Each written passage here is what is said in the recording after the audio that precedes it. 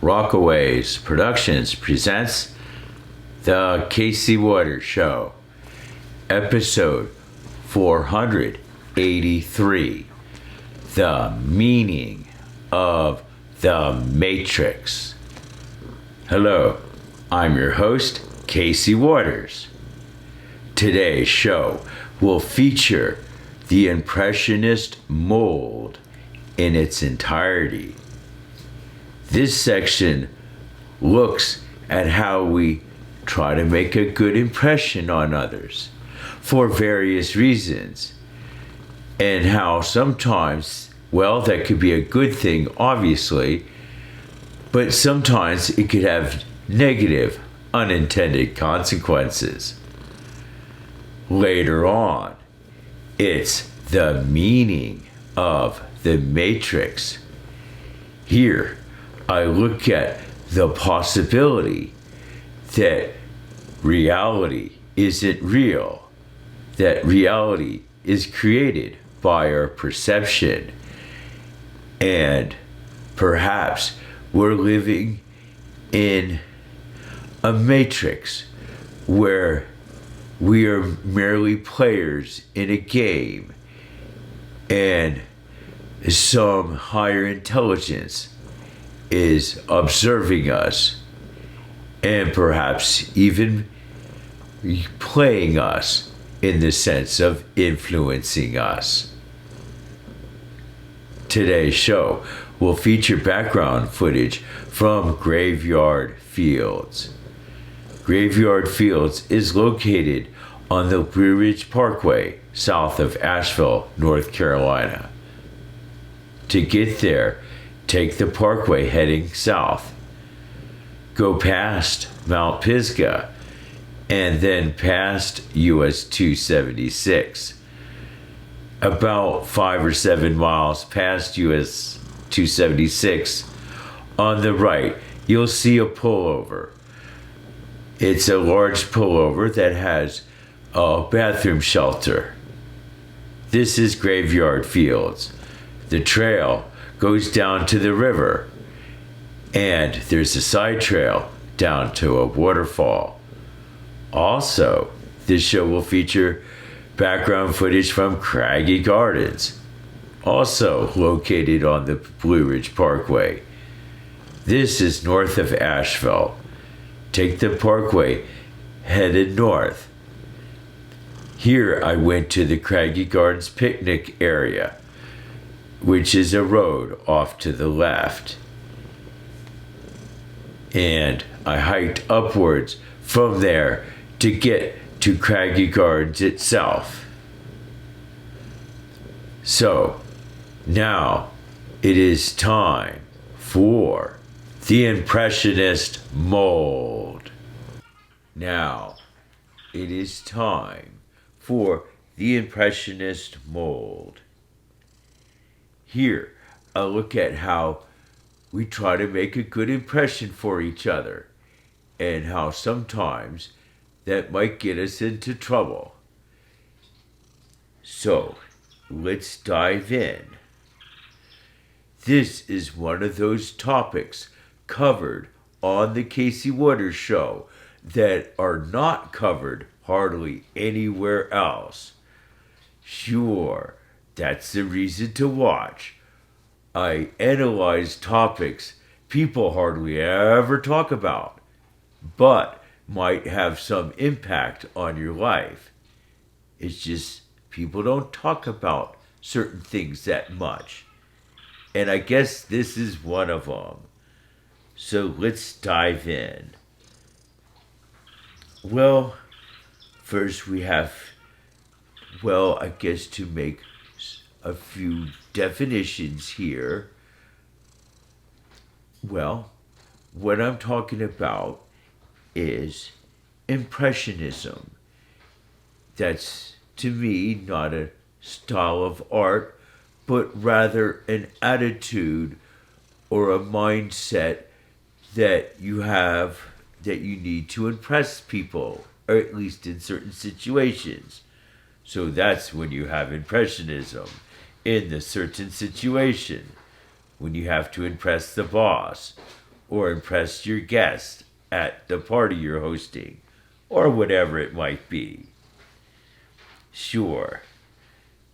And I guess someone who is trying to impress someone is an impressionist. But anyway, so we have this mold, the Impressionist mold. What am I talking about? Well, I'm talking about Impressionism imposed on you. Sure. Perhaps it happens to you when you're a child, or maybe a teenager, or maybe shortly after you start your first job, or maybe in all of these situations and more. Sure. Someone will tell you, some authority figure, that you need to impress someone and that you need to do certain things or behave in a certain way or both to adequately impress this person. And if you fail, there will be penalties. Sure. So we learn this and we adapt this into our life, and it becomes ingrained into us.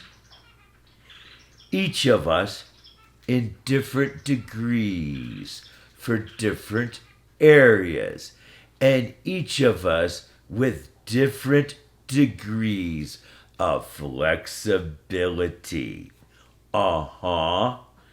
You need flexibility with your impressionism. You're not going to hear this probably anywhere else. That's why you need to watch. Sure, because this could negatively impact you as far as your life outlooks, and it might even create depression for you. So you have to have a good handle on this. Sure. So, we have to be able to break free sometimes of the mold of impressionism imposed on us. The impressionist mold imposed on us. Fortunately for me, this is a relatively easy task in most situations. I'm assuming I could do this easier than most people. Sure, I have a little bit of an advantage here, perhaps. Why? Well, I analyzed it, and I guess I came up with two reasons. Well, sure, I got my marginal autism going on. Well, that makes me care less about people in general to the degree that I don't have, I'm in my own world. I could self entertain, so I might need other people less than other people do. And also, with this autism, well, it changes how you see things sometimes. And sometimes you might not worry about little frivolous details of impressing someone. But maybe in some situations, autism might go the other way, and you might get carried away with it and really try to impress someone when it's really needed. But then there's the other side of me, which might have a more heavy bearing on this and might make it easier for me to break free of the impressionist mold, and that's my perspective as far as the imaginary territories go, my East Side perspective. So I don't care about looks and athletic ability or, what other people might say about me on Facebook or social media or gossip. All of that, it might have some bearing, but probably less than most people. Sure, even how much money I make or the job I do. Well, what is important? Well, what's important is cooperation and lifting up people, lifting up people who need it the most and building the economy from the bottom up.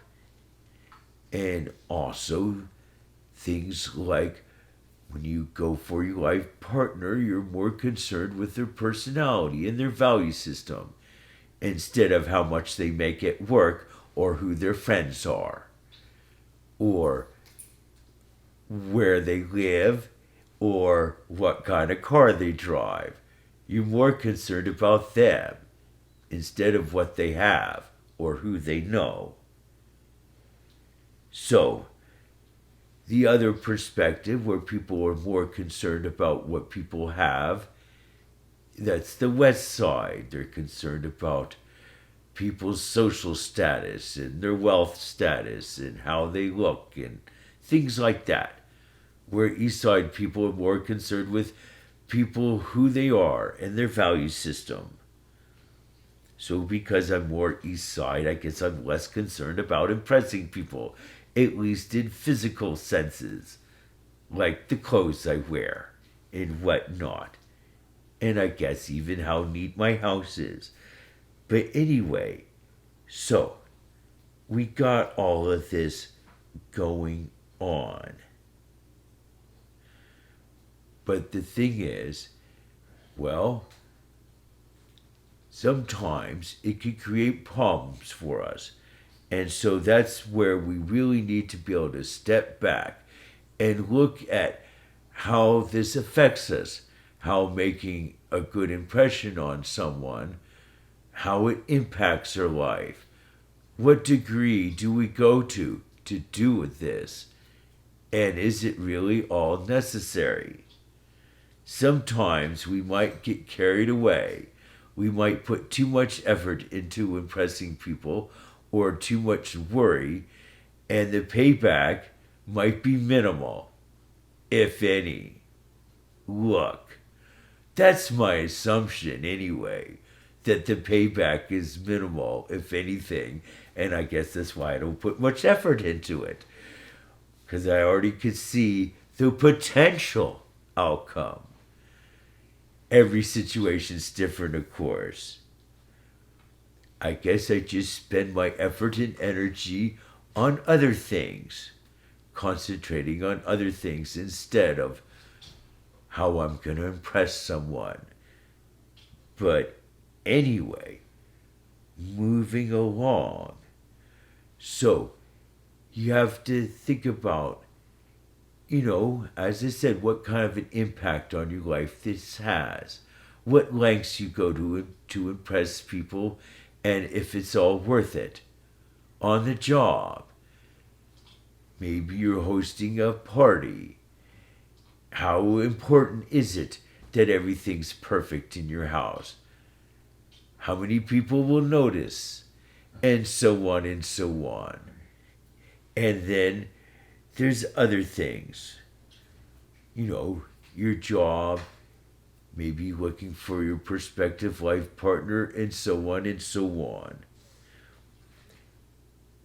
So, as I said, it's striking a balance. You want to impress somewhat, you want to put some effort into it, and yes, it does matter, but it might not matter as much as you think it does. That's all I'm saying. And if you get carried away with it, it could lead to depression or disillusionment. So you have to be careful here. That's all I'm saying. Something to think about. Once again, this is an area that hardly anyone talks about it. And here we go even further. Because sometimes it really hits home with your family. And every family is different. And so I have to respect that. So all what I say might not apply to you or your family. Every situation is unique. But there's a range here. I guess what I'm talking about is the impressionistic family. Sure.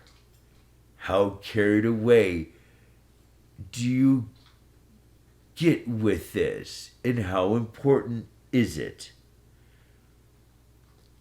Well, I guess I'm talking about several things at once. I guess part of it is your family background, your family history. Sure. And how much of a bearing does that have on who you are? Some people, it's relatively minimal. And other people, it's almost all encompassing.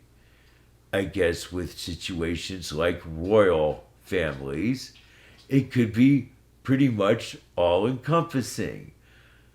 But with other people, it might be relatively minimal, especially in modern times. But every family's different. And the impact of your family history on your life varies. But I guess is what I'm getting at is each family emphasizes this to varying degrees.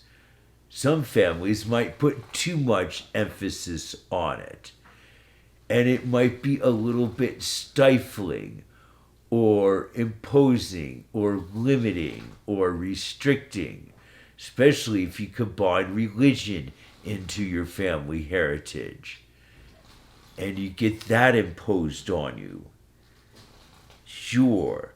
And then you have to make an impression with respect to your family and your family's religion and your family's history, and everything has to be perfect.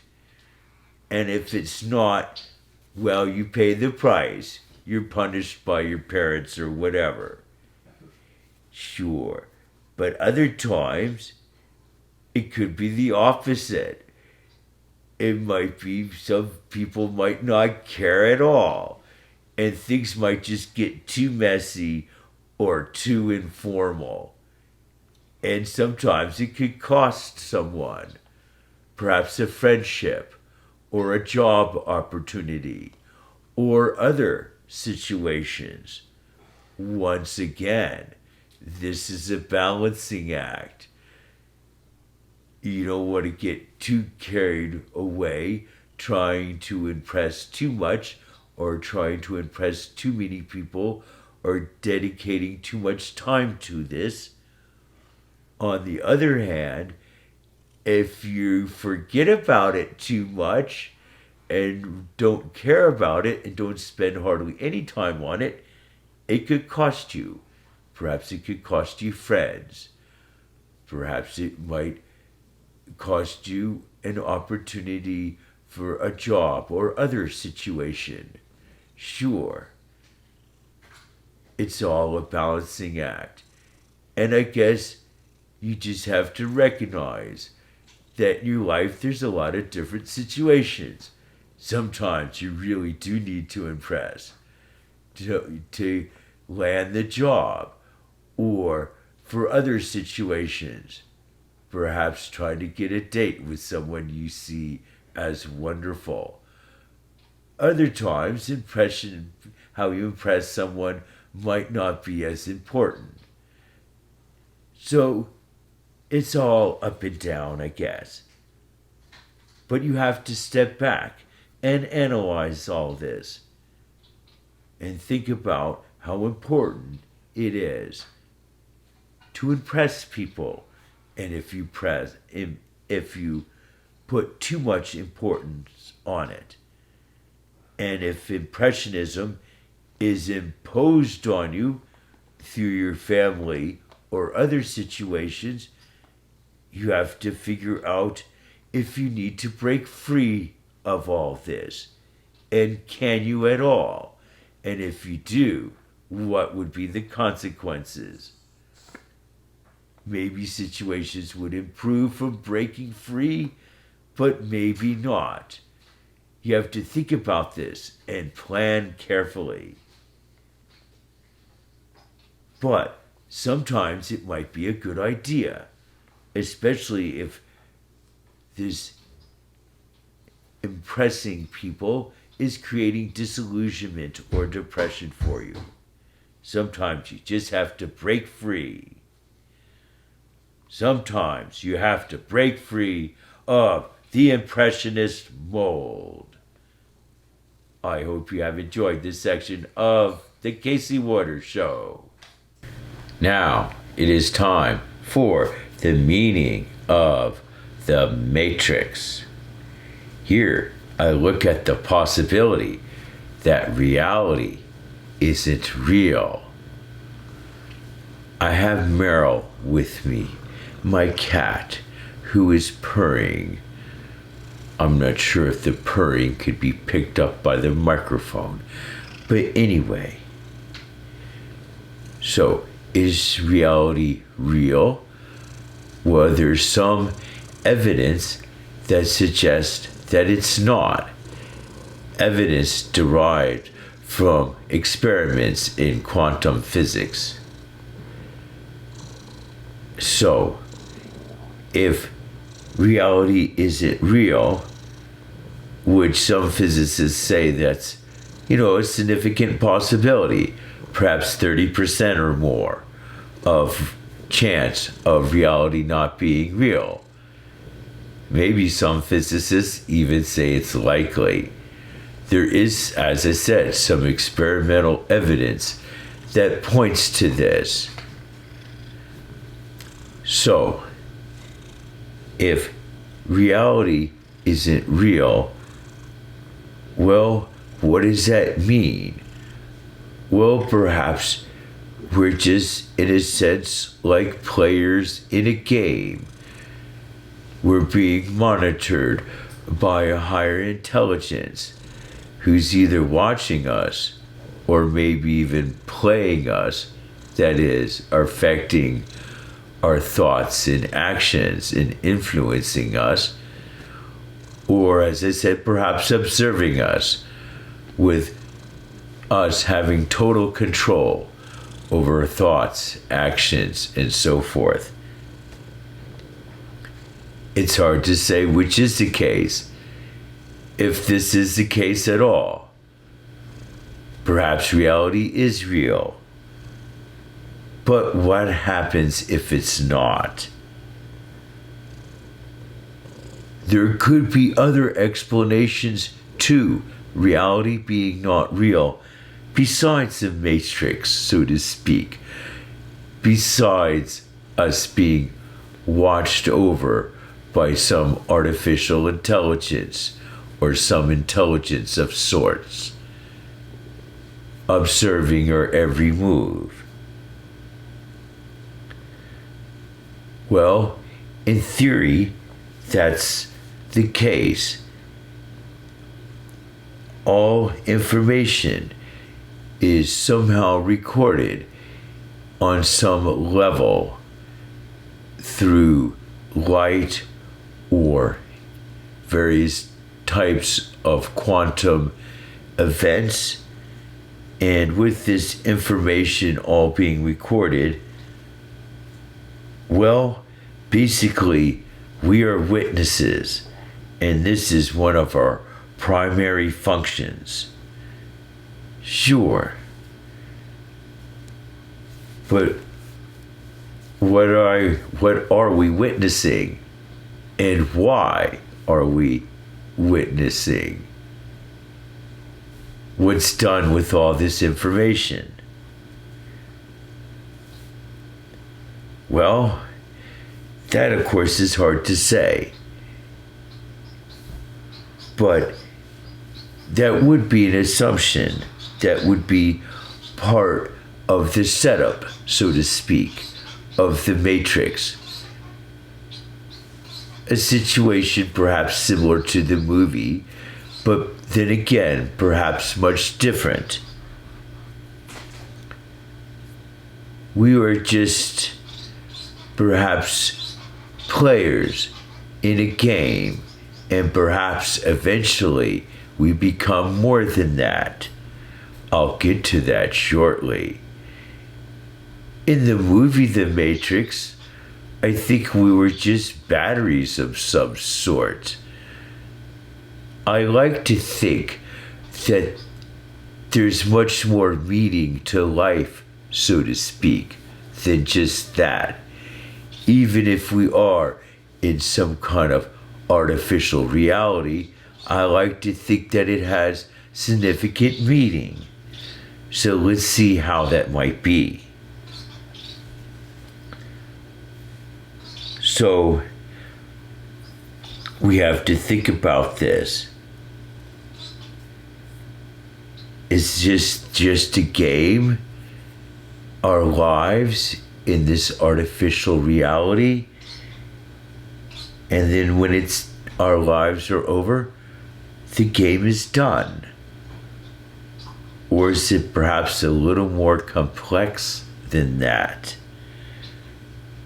And there's something beyond the game or after the game, as far as we're concerned, as players in the game. Well, perhaps we're not so much players, perhaps we're more of a game piece. But whatever we are, is there something beyond the game itself? Or is that just all of our existence? Well, I would like to think that there's something beyond the game or after the game, that somehow we learn from all of this experience and we could take our knowledge of what we learned and apply it to a different situation. Perhaps a more complicated or substantial situation that might be a little bit less artificial and perhaps more real, whatever real might be. For what is real? Well, is it just what we perceive? Or is there something beyond? Casey Waters Show. Producer, Casey Waters. Graphic editing, Judson Laird. Please note our new email address, caseywaters2@caseywaters.com.